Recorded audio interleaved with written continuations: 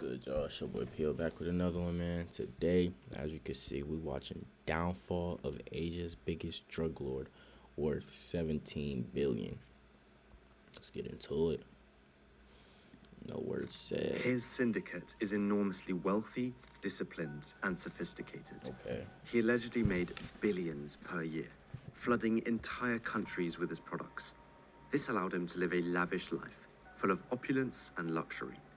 He made so much money that he once lost 66 million in one night at the casino and wasn't even bothered about it. Certain media outlets have said that he was a bigger player than El Chapo and Pablo Escobar. If that's all true, what was he doing alone at an airport in the Netherlands? This is the story of Tse Shi Lop. Tse Shi Lop. This is the story of Tse Shi Lop. Tse Shi Lop was born in 1963 in the Chinese city of Guangzhou. Later on, Tse moved from Guangzhou to Hong Kong, where he would become part of the triad called Big Circle Boys, or the Big Circle Gang. A triad once formed by former members of the Red Guards, a paramilitary group established by Mao Zedong. The name Big Circle Gang allegedly came from a circle drawing on a map that indicated in which part of China they operated. The Big Circle Boys rapidly spread across Canadian cities, and in 1988, Tse followed suit at age 25 and moved to Canada as well. He started living in Toronto, and together with the gang, he focused on bringing in large shipments of heroin into the United States. In October 1997, Tse Shi Lop's life took a drastic turn. He frequently traveled back to Hong Kong for business. Despite always operating under the radar, their business was growing so fast that they caught the eye of law enforcement in the United States. Tse and the rest of the gang were held responsible for the flood of heroin into the country. The authorities in Hong Kong arrested Tse Shi Lop, as per request of the United States, and immediately extradited him. Tse was accused of large-scale drug smuggling in the United States, and all signs pointed towards him getting a life sentence. But then, totally unexpected, he managed to get sentenced to just 9 years in prison. Tse had said in court that he had learned his lesson and deeply regretted his actions. He shared his future plans that he wanted to open a restaurant and stay on the right side of the law again for the rest of his life. How was he also moving went on to such say heavy he had to weight take in care of such a deadly drug, and he only gets 9 years? his elderly parents and a sick child, thus could not afford to be in jail for life and begged for a lenient sentence. Whether he spoke the truth or not, it most definitely helped him with the sentencing. 9 years He for probably such knew the large drug judge. smuggling in the United States is unheard of. If he truly regretted, his actions were very questionable. After serving 9 years, Tse was released in 2006 That's from the Ohio. federal prison in Elkton, Ohio. He returns to Canada, where he served another 4 years of supervised probation, with regular check-ins and other mandatory rules he had to follow. 4 years. Tse is followed a lot, all the though. rules and seemed to be on the right path again. A year after he finished his supervised probation, Tse registered a new company in Hong Kong under his wife's name in 2011.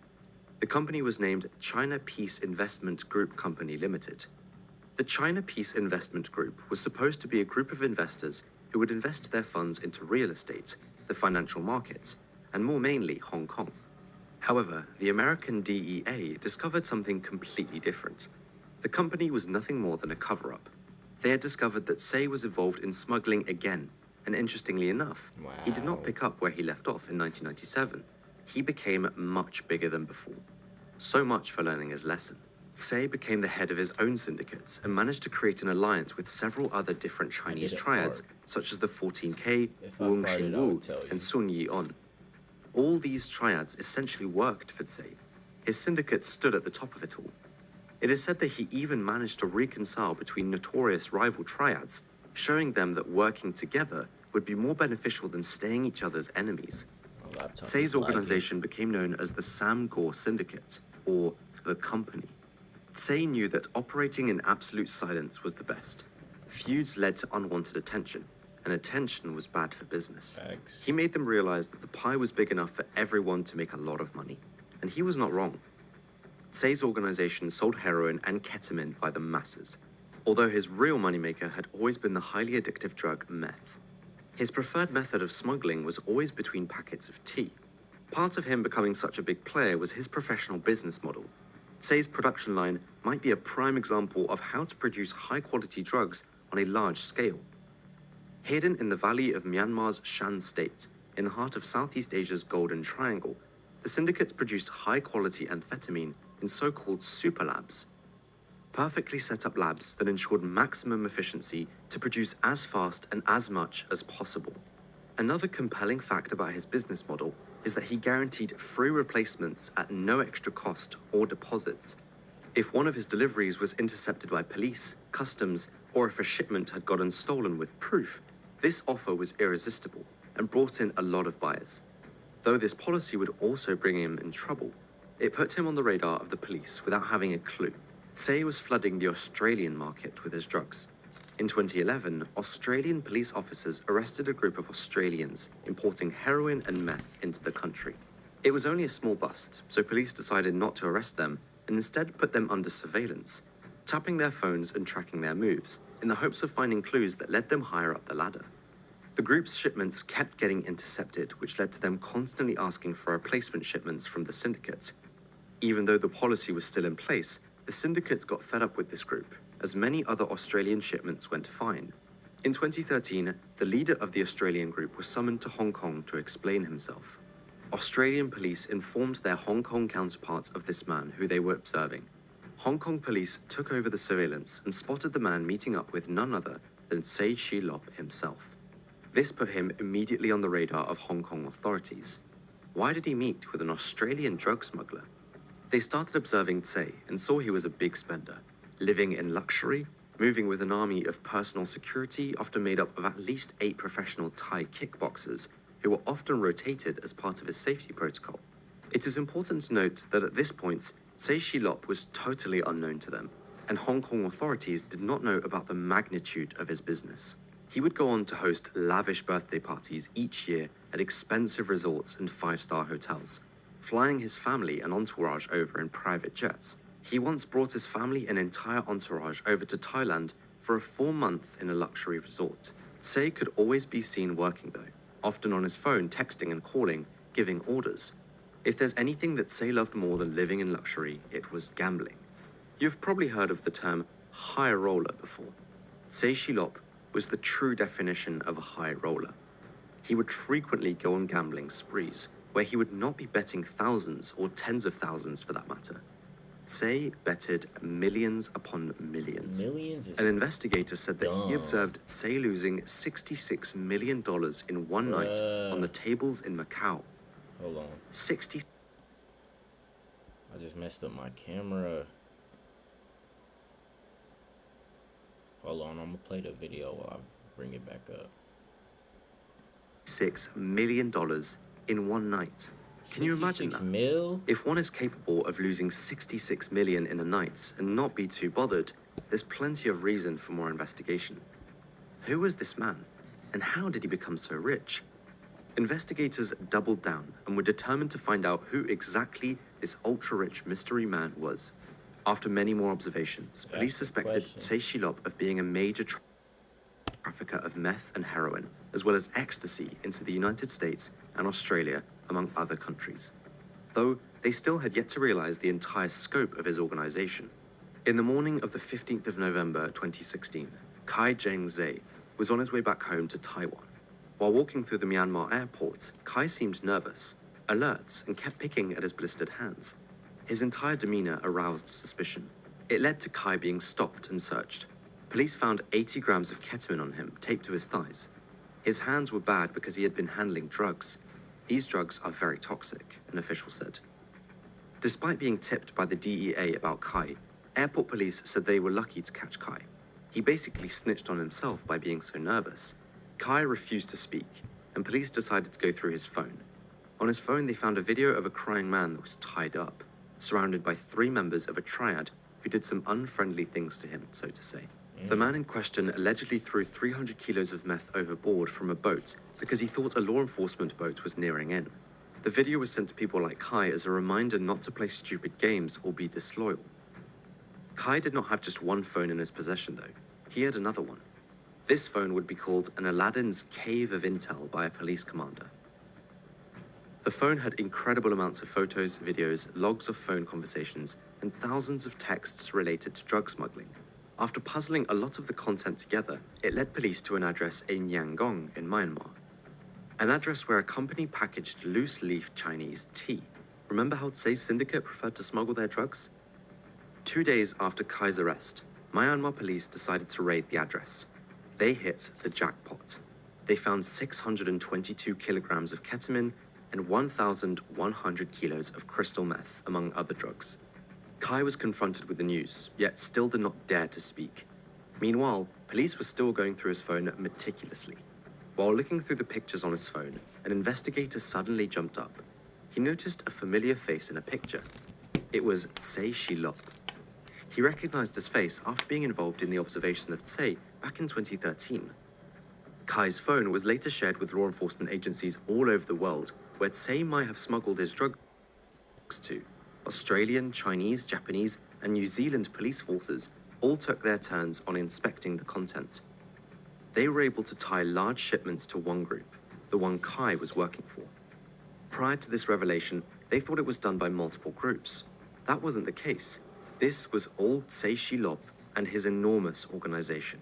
It was dubbed as a mega syndicate by a Chinese anti-narcotics agency. Bro was really having motion, bruh. Golly. Further investigation showed that the epicenter of the syndicate's production shifted from China to Shan State in Myanmar in the last few years. China provided the syndicate with easy access to important ingredients, but not the freedom to produce on a large enough scale without law enforcement interference. Myanmar did provide the syndicate this freedom to produce without being bothered by law enforcement.